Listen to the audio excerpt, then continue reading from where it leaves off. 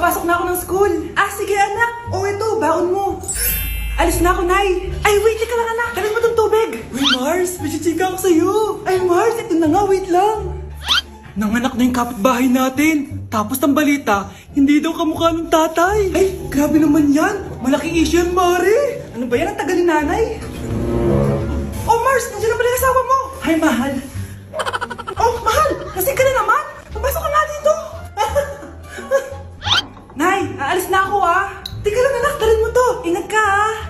Sige na, Nay. Init. Inom muna ako. Ah, lasang tubig. Baka ibang flavor lang. A few moments later. Kyle, bakit ngayon ka lang? Late ka na. Good morning, classmates. Hi, ma'am. Ang ganda mo naman. Ano pinagsasabi mo? Lasing ka ba? Ako?